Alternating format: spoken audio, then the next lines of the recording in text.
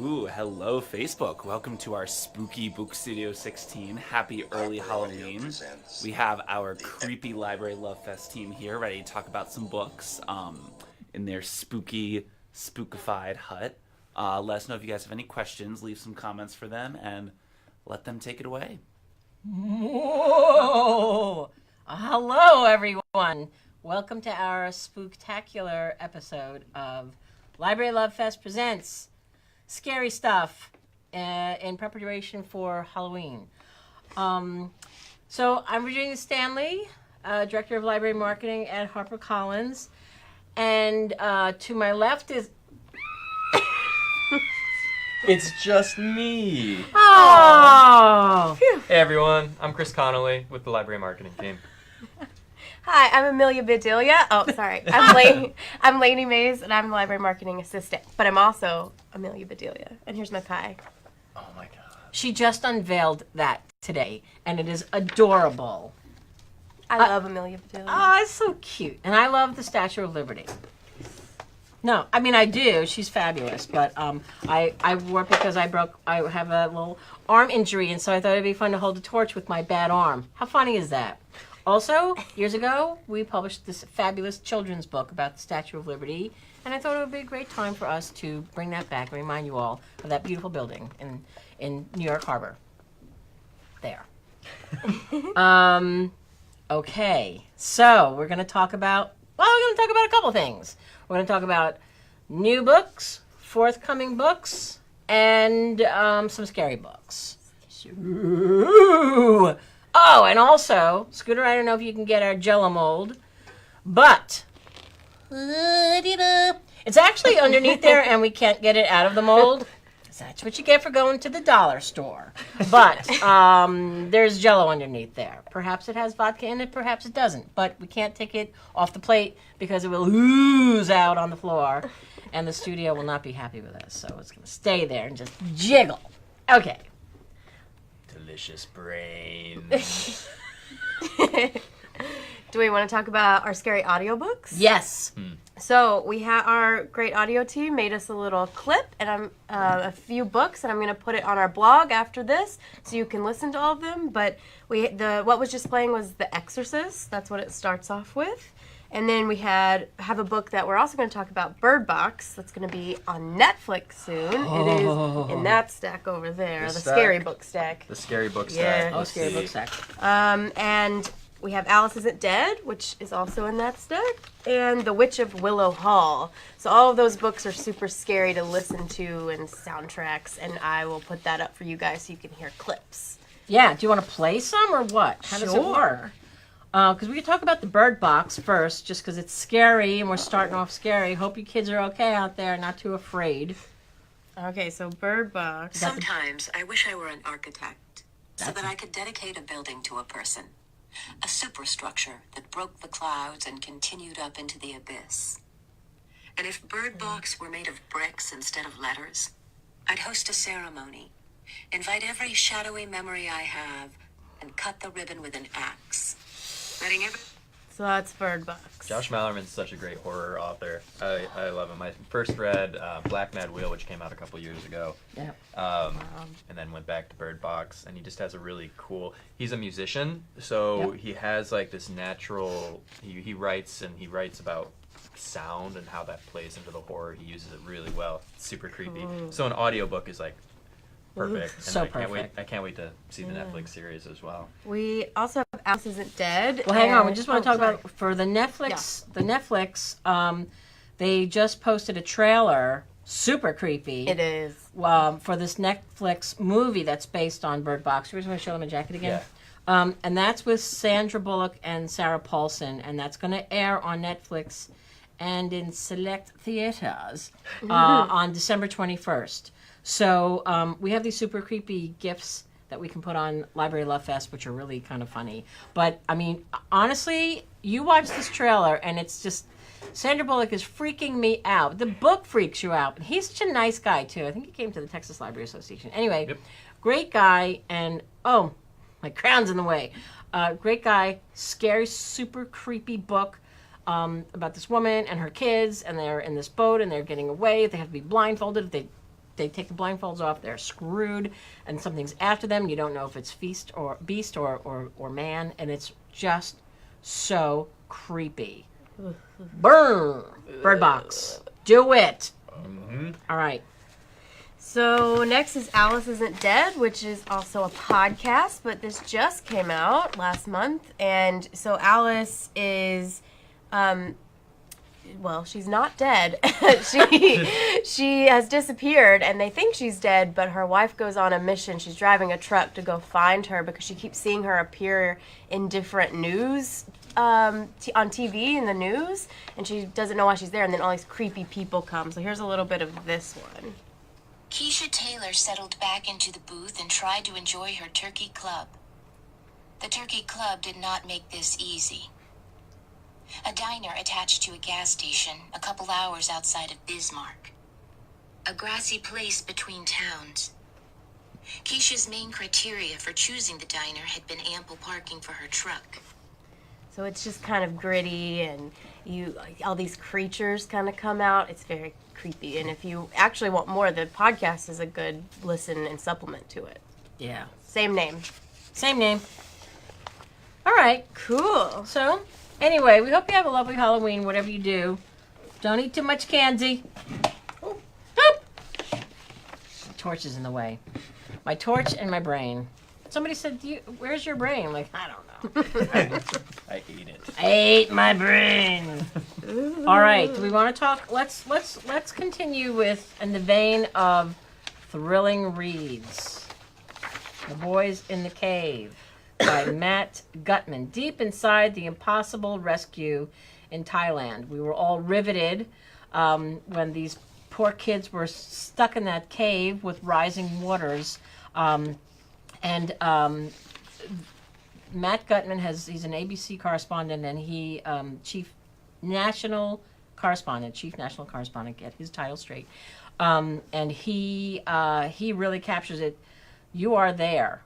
He came into the office. We met with him. He's quite visible. You can find him all over ABC, and he will be all over ABC when this book comes out on November 13th. So not long. This is a drop-in title for us, and this is all about what happened. He interviews everybody that was involved with this rescue, and goes into the cave himself and tells the story of how these kids survived, drinking the water that was dripping off the walls, and how they went in. They knew they were going to go in. They actually even put it on Facebook that they were going to go into this cave.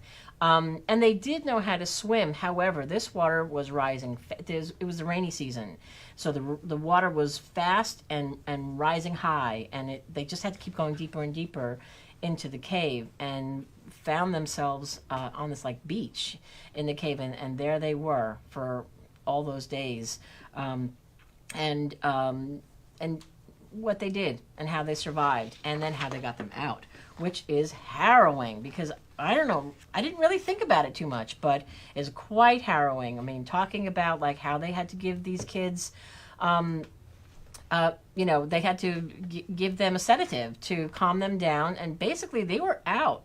But then some of them came to, and the waters are rising, and they're getting these kids out of the miles-long cave. Unbelievable. So he really does a phenomenal job telling. He's a fabulous storyteller. So, what, do you want to say something? Oh, I thought you were to itch my nose. Oh, sorry. You're on the nose. I'm on the nose. Maybe it's from baking your pies that you have a little bit of flour. Here it is. Anyway, it's an amazing story, all about the plans to thwarted plans and the people who were involved. And I'm telling you, he's really a terrific storyteller in person for sure, and in this book. So that's The Boys in the Cave: Deep Inside the Impossible Rescue in Thailand by Matt Gutman, and that is going on sale November 13th. So just around the corner. Okay. So cool. Okay.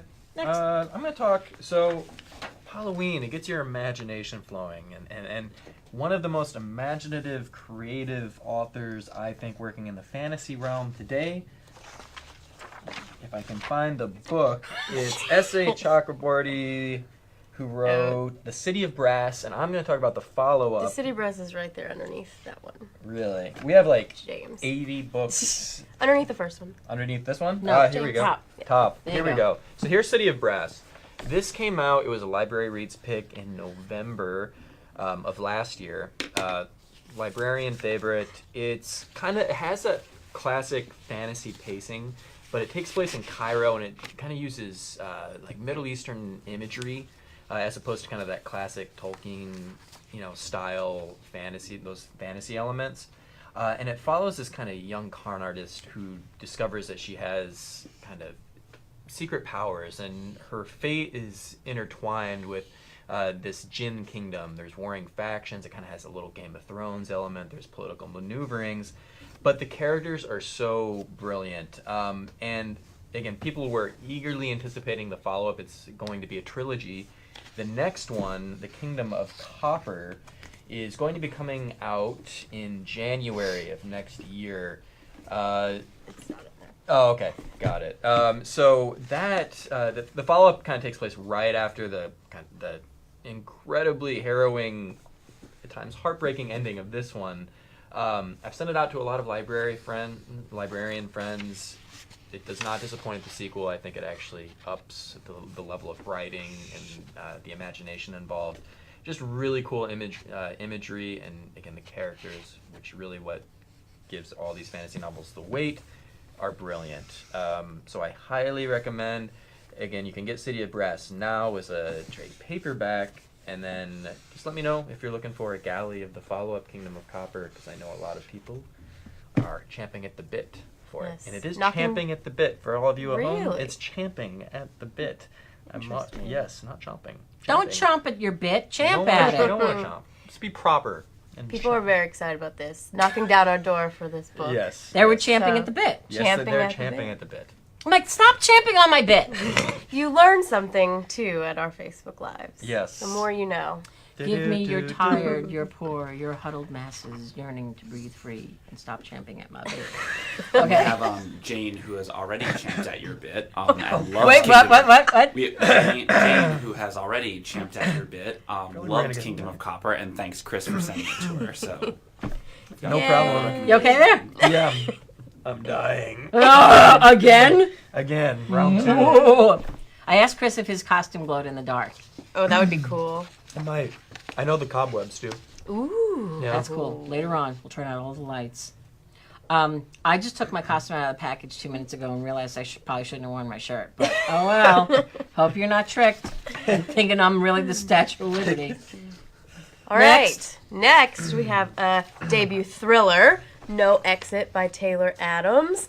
And this, I'm going to let it sit. Oh, that's not Lovey. going to work. Thank Give you. it on up. So, No Exit, Taylor Adams. Taylor Adams is a filmmaker and a director, and this is so chilling. I read it in the middle of summer, and I had goosebumps. It was so chilly. It's about a girl named Darby Thorne. She's driving through the Colorado Rockies, and she's going to visit her mom who's sick. She's on her way back home from college, and when she gets in the middle of a blizzard, she has to stop on the side of the road. So she goes into a rest area, and there's 4 strangers all sitting around, and she doesn't want to talk to any of them. She just wants to get out of there as soon as she can. She goes outside to find cell service. Hint, there's none. And she walks by a van of one of the strangers, and there's a little girl locked in a cage in the back of this van. So she has to figure out who put this girl in there, how she's going to get her out, and if she's going to say anything at all, actually. So it's creepy. The people come in and out, and you get to the end, and there's so many twists. I had to go back and see what I missed, because I had missed so much, and there's so many little clues. But also, I mean, it's a thriller, but it's got a dark humor that I really enjoyed, too. Taylor really kind of hits that really well. And I think you're going to love it. It's so chilling. I can't even tell you. Some scenes, I just had to put it down because it was very intense. But so great. No Exit, Taylor Adams. All right. Now, what now, brown cow? Oh, The Enchanted Hour. How much do we love this? Love this. This is The Miraculous Power of Reading Aloud in the Age of Distraction by Megan Kotz-Gurdon. Now, librarian friends, you are the converted. Actually, you were never converted. You knew this from the minute you were born, and that's why you're librarians, that reading aloud is a beautiful thing and a must. You know, children who are read to become readers. We know this. This book is for those people who may not realize that, for parents, for anybody really that needs a reminder of how important it is to read aloud, not only to children, not only to babies, but to each other, to adults, to teens, to have teens read to the elderly, to read to the infirmed. There are studies upon studies that show the beneficial effects of reading to a person. We actually did, well, let me tell you about the book first. Okay. So, the author is a Wall Street Journal columnist, and this is her take with lots of research to back it up on how reading aloud makes adults and children smarter, happier, healthier, and more successful. Even in the age of technology where everybody has a phone, everybody has a something. There are technical distractions everywhere, and it's hard. It's hard for all of us to remember to put that down and pick up a book and read it out loud to each other, to ourselves. I guess reading to ourselves out loud would be a little weird, and security might be called. But reading to other people is a good idea. And so this was inspired by an op-ed that she wrote in the Wall Street Journal called The Great Gift of Reading Aloud, which went viral. You can go to the Edelweiss page. You can also find it on Goodreads, the pieces there. And it's wonderful. And it's just prompted this, huge response from readers who agree. And 40,000 people shared the story on Facebook. So very, very powerful piece. And as I say, backed up with a lot of data from the the American Pediatric Association. Can you hold this, please, my darling? Thank you very much. And in addition to making a compelling and informative argument for this, there's also a list of suggested readings in the back. So let me just tell you a little bit about what Kirk has said. Just give it a review. And it says that she makes the case for reading aloud. She draws on her experience of reading to her 5 children, their scientific studies, interviews, anecdotes, and she argues that when one person reads to another, a miraculous alchemy takes place, in which the ordinary stuff of life, a book, a voice, a place to sit, and a bit of time transforms into the astonishing fuel for the heart, the mind, and the imagination, which I love so much. Mm-hmm. My mother read to me and my sister every night. She read Little Women and then would finish it and read it again. We love that book. And we have such wonderful memories of that. So the appendix lists 6 pages of suggested stories for reading aloud, which I think is very helpful. And again, the American Academy of Pediatrics is one of the studies on which she bases her this book. So that's The Enchanted Hour, The Miraculous Power of Reading Aloud in the Age of Distraction. So we have a podcast, and we were all talking about books that we love and excerpts that ugh. And so we do lots of things on the podcast, but one of the things we did was musings from 195. And the 3 of us sat and we read to each other. And how cool was it? Yeah. It was just like, we just found pieces of, just pieces of books that we loved. Actually, it was the beginning of each book, because it was like, all right, it's got to grab you from the beginning.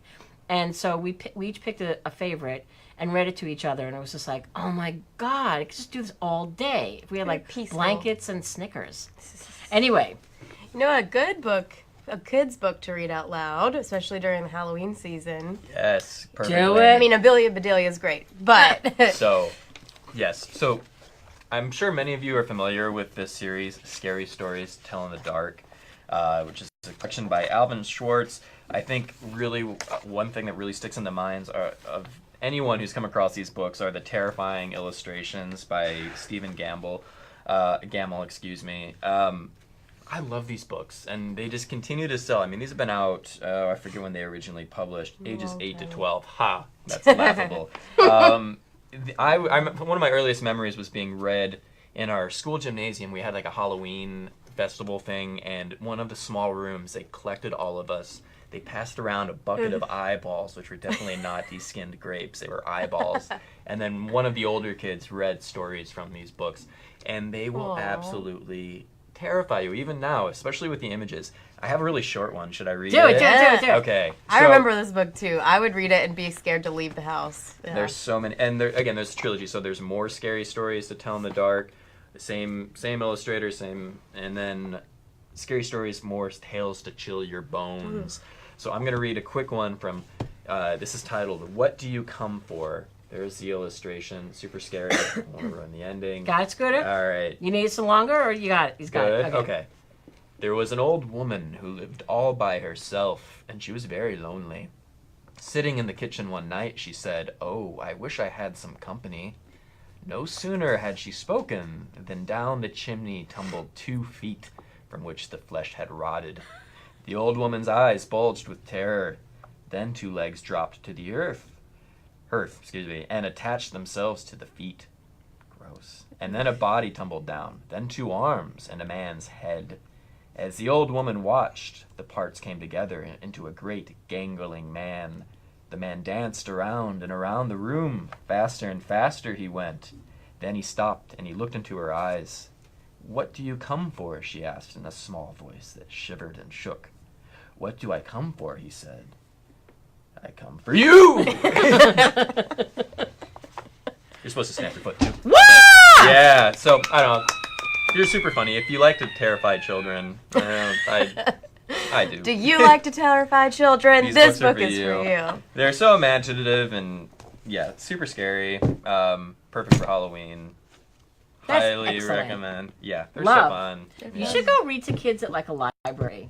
Just terrify children. It would be Yes. so great. They I would like it. They would love that. Yeah. Volunteer. It's fun to be That'd be scared. fun. Yeah. So, yes. That's what we Just- should had to- do. had We to should get go those on the in. road. Yeah. And just Well, we just might. maybe.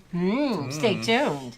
So for those of you just tuning in now, just a reminder, this is our Library Love Fest team. We have Virginia, Chris, and Lainey, and they're talking about some of our exciting new and upcoming books. Yeah. That's it. Yes. Hi, thanks. Hiding my Liberty strap. Okay. Here we go. What's happening? I'll talk about. That was excellent, Chris. I really enjoyed that myself. I really did that for me, but I'm glad I could share it. Listen, as long as you're happy. Those books explain who I am Oh my- as a person. So, This makes a lot of sense, Chris. Michael, thank you. Thank you so much. Oh my God. Okay. Keep Um, going, you nutballs. All right. I talked. I can go. Yeah. Okay. So the next book is House Magic by Erica Feldman. So Erica is the founder and curator of the beloved store House Witch in Salem, Massachusetts, and it sells products for bringing magic and well-being into the home. So this book is just a modern handbook for the divine well-being, bring it into your home and kind of making it your own space. So the brand, the House Witch brand, brings together earth magic, meditation, herbalism, self-awareness, tarot, astrology, feminist spirituality, and interior decoration. So this book is just all of that put into a handy little book. So it's got like pictures all through it. Let's see if I can find it. Yeah, like plants, where to place them, and natural cleaning, keep, donate, trash, just all of this stuff. And it's got 6 fundamental elements. So manifestation, clearing, protection, comfort, harmony, and balance. And 100 inspiring color photographs. So this Instagram account has 40,000 followers. So everyone's going to be so excited to see everything that they follow and read about and go to the store for the brand all in this handy little book. So that is House Magic by Erica Feldman. Erica Feldman. Hello. House Magic. All right. Well, the next book up isn't creepy, though it has sort of a creepy title. The Eulogist. Do we have one, Lainey Mays? Yes. And the backlist. Oh, there and we the go. backlist. Look at you. Okay. Lainey, she's running around like a crazy person getting all this stuff together for us. I barely had time to make my pie. That's really funny. Okay, The Eulogist by Terry Gamble. So Terry Gamble is back with a book after 12 years, but it was worth the wait. I've talked about this book before. She is, so she wrote The Water Dancers and Good Family, and this is historical fiction, and sort of almost loosely based on her. Well, I should say that the impetus for the book came from history that she had done while digging through her family's items when she was cleaning out their house, and so she found all this stuff that got her thinking about, like, okay, everybody's got a history, every family's got a story, and so really interesting if you go on Edelweiss to check out the backstory to this book, which I actually have here, and it's a few pages long, and it's suck you in and learn all about her history, her family's history, and then why she wrote this book. So this is based on a family who comes from Northern Ireland, and after the Napoleonic Wars, they arrive in America in 1819, and it's building up to the Civil War. So you meet this family, and the parents, for several reasons, are no longer in the picture. So you're left with these three children, young adults, and they have to make their way. And so where do they go? Well, one becomes quite a successful businessman. Another one becomes a preacher, and the sister marries this local disease doctor. Now I'm forgetting. She marries Silas Orpheus, the local doctor. Yes. So it's all about, they're coming to America, and it's all about, the injustice of slavery and immigration, and they really hadn't thought much about slavery. It really didn't occur to them one way to the other until the sister's husband, the doctor, Silas, dies. And when she goes to his estranged brother's home in Kentucky, her eyes are wide open to the world of slavery and the injustice of it. And so that's the framework for the book, and how she goes back to her brother for help, and how she befriends one of the slaves, and how she tries to free that slave, and what happens as a result of that attempt. And so the bigger picture from all of this is how the injustice of slavery, and how it hadn't been anything that had been part of their world until they came to America, and then how they fought against it, and so it's really entrenched in a lot of research, and beautifully written. And as I say, she hasn't written a book in 12 years, so it's beautiful. It's gripping. It's powerful, and it has such an authentic ring to it. So that's, as I say, long worth the wait. Terry Gamble's The Eulogist. If you haven't read her previous books, you must. And please read her behind the book piece on Edelweiss, which fleshes out this story. And we all have a past, we all have our history, and this is a really, really telling one. So, okay, The Eulogist, Terry Gamble. Cool. All right. So, James Grapondo, The Girl in the Glass Box. This is the next installment in the Jack Switek series. So, James Grapondo has been an attorney for over 30 years. He writes really smart, uncannily timely political and legal thrillers. And this is, again, oddly timely. So, Jack Switek is a Miami attorney, and he really kind of, he finds himself in very perilous situations, and he really bats for the people who need help desperately. In this case, it's a mother and her teenage daughter who are running from they're in Miami. They came from El Salvador. In El Salvador, they left a very dangerous past, warring gangs, an abusive husband for this woman, and she's desperate to get away. But she's been locked up. She's now in detention with criminals, and she's going to be deported. She's a legal citizen, and she's going to be deported, and her life and that of her daughter are really on the line. So Jack is trying to get to the bottom of how he can protect her, and maybe somehow arrange asylum for her. But the things that this woman she's running from have actually tracked her down back into Miami. So now Jack also has to protect her here in the States.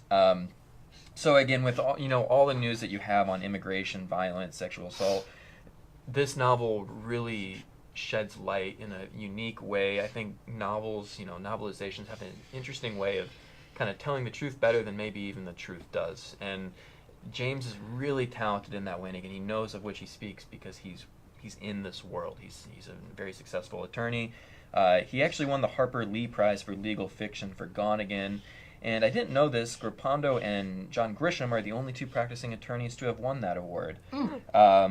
So really, really cool. This is coming February 5th from, and I think, again, James has written a lot of great novels, but I feel this has kind of like that breakout potential for him. He's a New York Times bestselling author, but it's just a special novel, and again, just so timely. That's The Girl in the Glass Box by James Grappando. James Grappando. Just 'cause I can. Do you want me to go? Go ahead. Okay. So the next one is In Another Time by Jillian Cantor. So Jillian is an award-winning novelist. She writes for teens and adults, but most recently she wrote The Lost Letter and Margot, which was a Library Reads pick. So In Another Time is a book that she started off, the idea came from another project she was working on. She was interviewing Holocaust survivors, and she overwhelmingly heard people say that they didn't want to leave Germany because they felt such a national loyalty to it. That was where they were born. That's where they grew up. You wouldn't leave your home country if you didn't really have to, and they didn't always know what was coming and kind of put it to the back of their mind because they love this country so much. So she decided to kind of go off some of these stories, and this story is a novelization of novel, and it's about Max Bessinger and Hannah Ginsberg. Hannah is a violinist. She wants to play in the orchestra. She's been practicing. She has this fire in her. She plays so beautifully, and Max owns a bookstore. His parents did before him, and they just passed on. So he's taking over this business, and he sees Hannah, and he falls in love. And it's kind of their love story, but as things start heating up and Hitler takes over, he knows that because Hannah is Jewish, she's really in danger. But then he finds that the locked closet in the back of the bookstore might be a time machine. Maybe. And so he starts going into the future and trying to find ways to save her.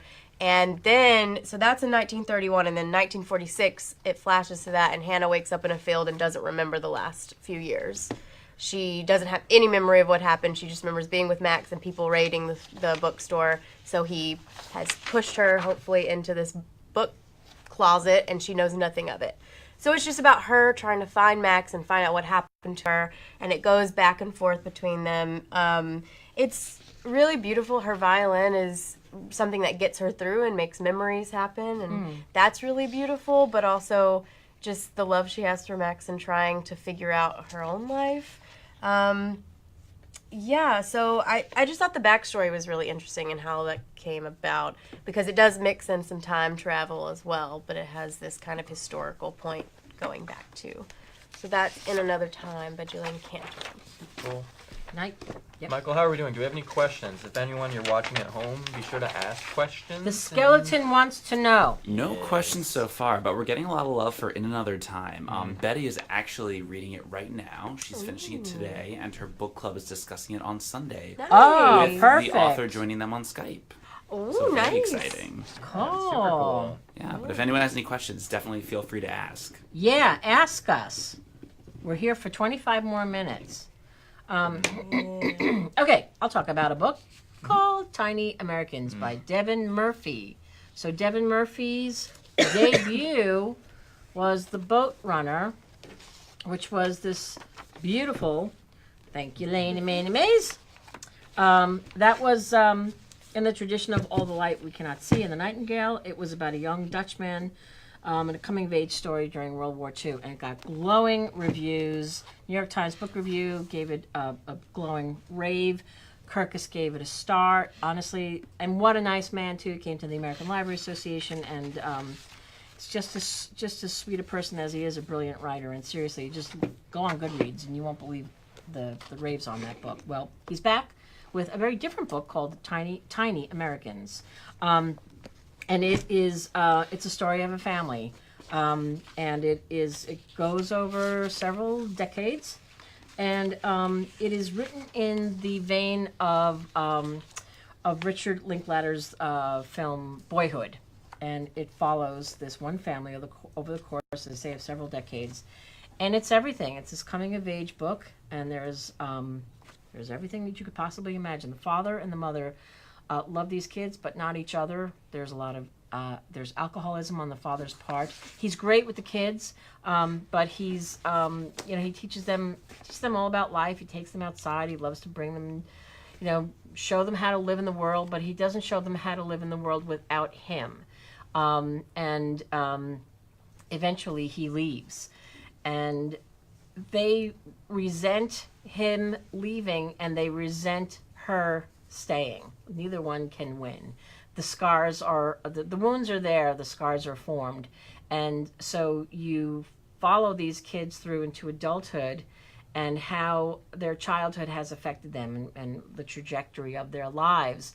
And then the father re-enters the picture.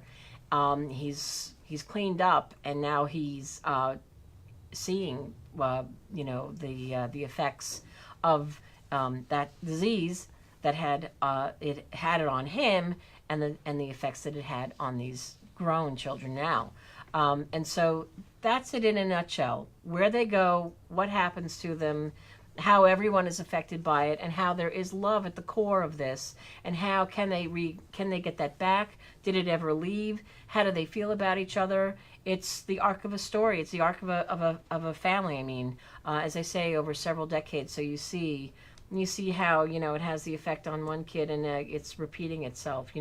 So we all know these stories, but in the hands of a gifted writer like Devin Murphy, who proved himself in his debut. I really encourage you to pick this book up because it's. I have a great quote. Hold on a minute. Hold on. Where are you going to go? You have to say the Statue of Liberty. Anyway, okay, here we go. Great quote. And this is from Nicholas Manieri, the author of The Infinite. Devin Murphy is a writer who can do it all. With Tiny Americans, he gives us the Thurbers, some of the most complicated, most endearing, and most memorable characters I've ever read. The smallest details of their lives are vested effortlessly with enormous power and exquisite prose. I turned the pages, breathless, and yet the scope of the novel is nothing short of epic. When people say fiction is true, this is the kind of story they mean. Wherever you are and whenever you read it, you'll see that Tiny Americans is the thing that you needed. Oh. That's Nicholas Manieri, author of The Infinite. So please pick that book up and let us know what you think. Can we talk about this 1 second? All right. Please. Pause. I don't know that we have it here. No, not with us. Okay, so we're really talking about books that are about to come out or out in a month or two. We have a book that's coming out in May, and it's called The 7 or 8 Deaths of Stella Fortuna by Juliet Grimes. And it's just reminding me, this book, Tiny Americans, is reminding me of it. It's another story about a family over the decades. Scooter, I don't know if you can get that, but this is a debut, and it will also knock your socks off. I know we've talked about it before. Get used to it, because you're going to hear us talking about it a lot. All of us have read it. All of us have loved it. And it is the story of, at the core of it, is the story of these two young girls, sisters, Stella Fortuna and her sister. This is based loosely on, not too loosely, on the author's grandmother and aunt. And it's about their life in Calabria, Italy, growing up in this tiny village, and what happens to them over the course of decades and immigrating to the United States. And it is so good. It's just like this. It's these memorable characters, like this quote here. You can't stop thinking about them long after you put the book down, or worse, if you're in the middle of it and you have to put it down because you have to go to work, you have to do whatever, and all you can do is think, what is happening to this kid next? What happens to her? That's, to me, one of the most powerful things that a book can do. Take you out of yourself or out of your world, and you're stuck in their world, and you can't stop thinking about these characters. And that's what happens in The 7 or 8 Deaths of Stella Fortuna by Juliet Grimes. I can't speak highly of it enough. I can't wait till this book comes out, and I can't wait for you all to read it. But just like Tiny Americans by Devin Murphy, it's that kind of great writing that really makes you care about those characters. They're not just characters, they're real people, and you care about them because they've done just such a beautiful job of fully fleshing this out. Boom. The really great part of that book is that there's a narrator from this time looking back. I mean, you kind of realize she's in the family, but you don't know. And she's pointing out all of the really inconsistencies in racism and immigration and feminist problems throughout Stella's life. And she really gets to kind of give you an outside look of Stella that it really makes you think, too. And I, wept. That's what I say. One point I was just like, I feel for this person so much. And you just, I mean, it's some hard stuff in this book, but it's just so good. It's just so beautiful. All these books about immigration are making me want to light my torch again. I lift my lamp upon a golden shore. Okay, who's next? I'll go. And I guess just a side note, go to our blog, Library Love Fest, and there's a video of Juliet who gave her literally her first ever book talk to a room of librarians here at the HarperCollins office. And she talks about the backstory that inspired the book, her own grandmother. She has pictures, from Calabria, and just beautiful. She's a talented photographer as well, as it She so said happens. that she's not good at pictures, and these pictures are so beautiful that it doesn't matter if you're a good photographer or not. That's how beautiful it is. Yeah. She is good. So Definitely watch this video. Go to Library Love Fest. Thank you for that's good because it's these photos are not in the book, but it's just to provide backstory to what informed her about writing the book, and then people told us later those pictures really Pictures of her grandmother and her aunt. Oh, and they're on the beach. And, it's so good. You got to read it. Yeah. Okay. All right, so I have a great chilly contained psychological thriller for you all. It's The Hunting Party by Lucy Foley. So this is great for fans of Agatha Christie, Murder on the Orient Express, but also fans of Ruth Ware, Tana French. And again, it's in that kind of locked room Agatha Christie tradition. But in this case, it takes place in the Scottish Highlands, kind of in the dead of winter, and follows a group of friends. They're Oxford educated, they're in their 30s, mid-30s, and they've been friends forever, but again, as you get older, your lives veer off in very drastic ways at times. But one of these friends on this trip to this kind of luxury resort that's very isolated in this great setting in the Scottish Highlands, one of these friends ends up dead. And again, there's only one train in or out, so the killer is amongst someone on this kind of this huge sprawling estate. And it's really cool because you see the murder right in the beginning, and each chapter is told from a viewpoint from one of these friends, so you get to know them. But you know that someone is involved right from the beginning just from their narration. And then you jump back, and then you kind of learn the play-by-play of how this came to be. So very twisty, very cool, and a great setting. Just a really cool novel. I really enjoyed it. This is coming February 12th. It's juicy and fun, and you can see the cover. It's just very chilly. You want to wrap yourself up and get to the bottom of what happened, which friend died. That's the other cool thing. You don't know which friend died, and you don't know who did it until the very end. So structurally really cool, and it's just so much fun learning all these friends, their resentments, their secrets. It's juicy stuff. Between that and No Exit, you're gonna need a blanket. It's yes, cold. Yes, cold thrillers. As cold right. as the grave. And I would know. I know. Seeing your hands with I the know, bones. I know. talking. That's so cool. You should wear those all the time. I wonder if they Come glow. on. Let me see your hand. I can't tell. It might glow in the dark, Chris. Whoa. Let me see. Oh, God. All right. I have one book left. How many you got?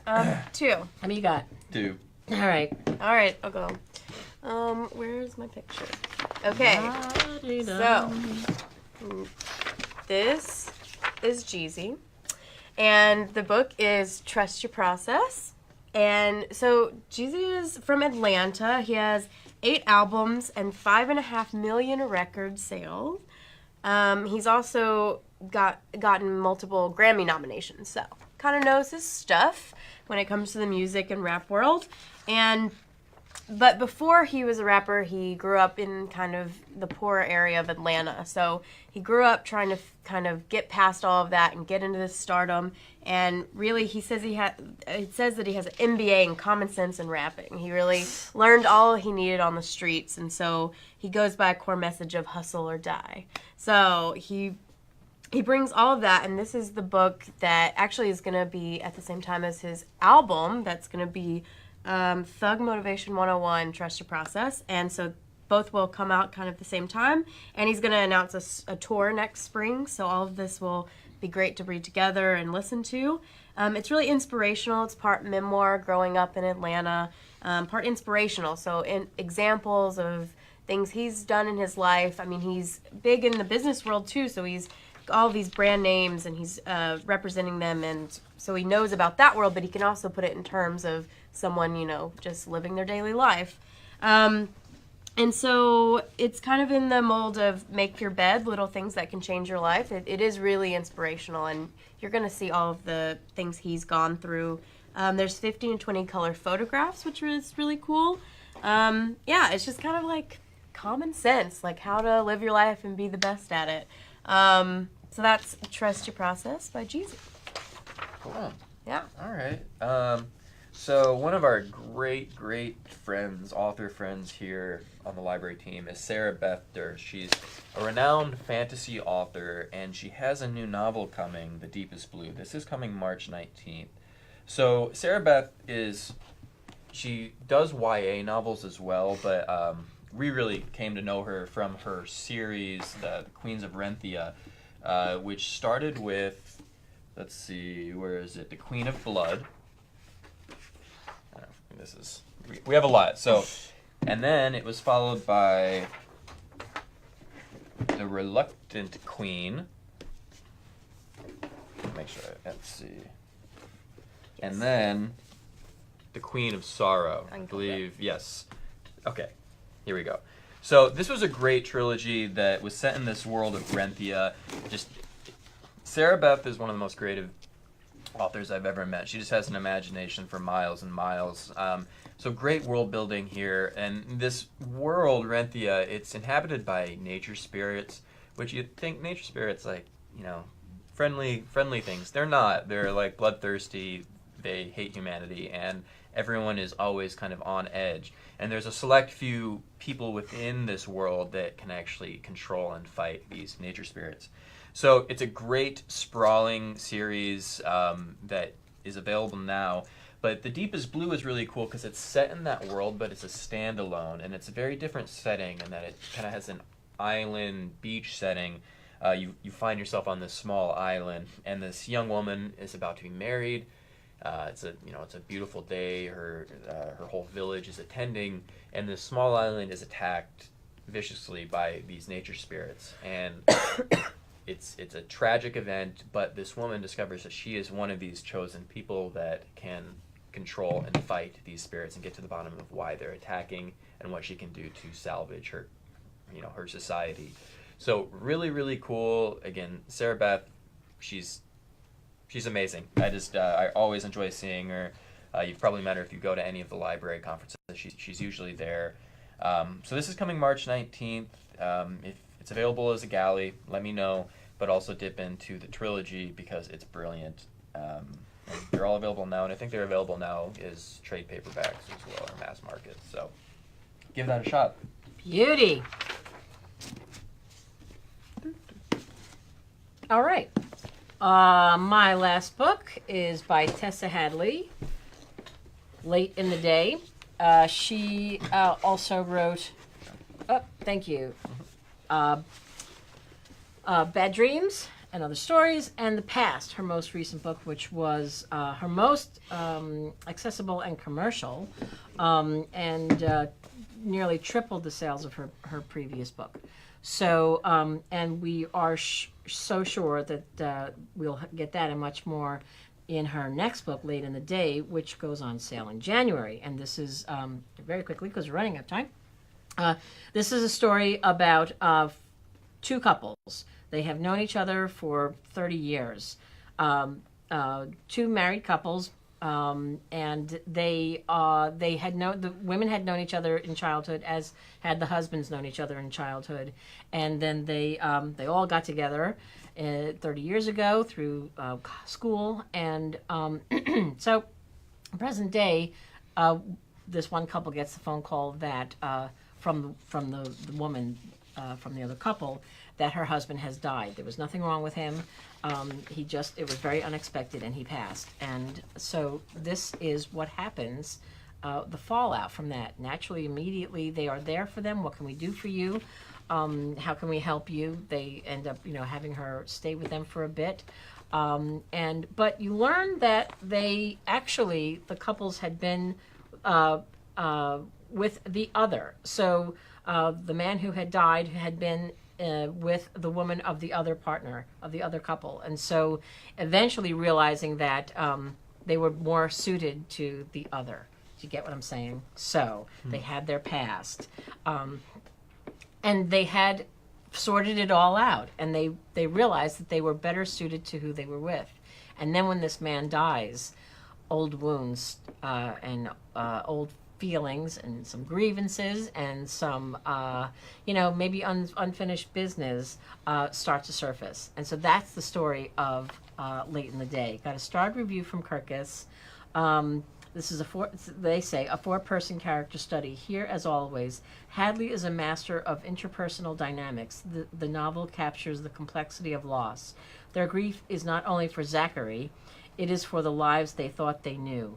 Restrained and tender. I love that. This is for fans of Ann Tyler, Alice Munro. It's smart. It's completely sucks you in. I just love these books where these character studies are just so flawless when done right. And once again, Tessa Hadley knocks it out of the park with Late in the Day. That is that for me. Okay, my last one, and I'll go quickly because I know we're running out of time. But, so we all know Sally Thorne from The Hating Game. I loved it. A lot of people just love this book. Now her second one is coming out, 99% Mine. Don't you love the cover? Don't they go so well together? I love it. If you've read The Hating Game and you loved it, you already know about this book. But if you haven't read The Hating Game, then and you're a fan of Jojo Moyes or Sophie Kinsella, this is a perfect book for that crowd. So in this one, unlike The Hating Game, it's not two people fighting against each other. It's two people who've known each other their whole lives. And it's a house renovation and two people coming back into lives and realizing that they still have feelings for each other. So Darcy is a twin and her grandmother passes away, and her and her twin have to flip this house, and their friend Tom comes back to help them. And her brother is best friends with him, so she wants to make sure she wins over 99% of Tom, and he can have 1%. So it's very cute. She has great characters, a good character arc in this book. You get to know all about her. She's kind of down on her luck and trying to get out of this small town that she grew up in. So it's so great. You all know about it. It's wonderful. You all know about it. You are all better. so excited about this because I see people requesting on Analyze. So I had a list that was very long to give them. Okay. Well, I thought it would be appropriate to end with Michael Chabon's Bookends. Nice. Yeah, there we go. Michael Chabon, what do I need to say? He's a Pulitzer Prize-winning New York Times best-selling author. His last novel was Moonglow. This is in trade paperback. He also most recently released Pops, Fatherhood in Pieces. And this is also a really cool collection of intros and outros, bookends. So Michael Chabon basically is talking about the role of both forwards and afterwards. Some people read them, some people don't. But what is the significance of them, and what are his influences? What are his inspirations? And he frames it in a way that's really cool against the backdrop, again, of forwards or afterwards. So it's really like a love letter to literature. I mean, if you love Michael Chabon, you know he's just like a literary star. And anytime you get to dive into his mind and his inspiration, it's a real treat. And this continues that. It's coming January 22nd. I mean, if you haven't delved into the mind of Michael Chabon, I highly recommend it. He's just a beautiful author who I think spans a lot of different tastes. Like I gave Moonglow to my father, who's a little more like of a conservative guy. He loved it, but he also appeals. You know, we need literature that kind of appeals to everyone. Sometimes, you know, like whatever your political viewpoints are, whatever your literary tastes are, I think he just has that humanity and that humility that really appeals to everyone. So I highly recommend you check out any of his work, but Bookends is a great way to start, and it's a really cool, short, snappy gift book as well. So that's January 22nd. Beauty. Yeah. So that's it. We got through all of them. Wow. Do we want to eat some of our brains? Don't forget about the Statue of Liberty. Yeah, you want to eat some brains? Let's eat some brains. Turn it upside down, lady. Let's see what happens. Brains. Oh, it's starting to come out of the mold. Scooter, don't get mad at us. Oh, some of Yes! it is out. Okay. Oh. That gives me a headache. Ugh. What's Can't in really there? see our baby. Lainey, what's in there? Give me that. Well. thing. Dig it out. So every year we get a king cake. From our lovely friend, Fina, Yes. in New Orleans. Doing surgery a little. And so I had it on my desk. And I thought, why not stick it in the mold? The baby that's in the king Yeah, I don't know if cake. you can see it. It was going to be very dramatic. Why don't you but- suck some of that Jello off of them? Never mind. Can you see the baby? But Lainey, tell them what you wanted to call it. So I brought the baby and I said it can be a brainchild. Oh! Is that not hilarious? I love that you said that. So there's our brainchild. It's Pretty not proud of exactly. it. I don't know. We don't do Jello a lot. We tried. It's alive. It's alive. Looks like the Blob. Anyway, we hope you like these books. Oh, Chris showed them your little martini. Oh.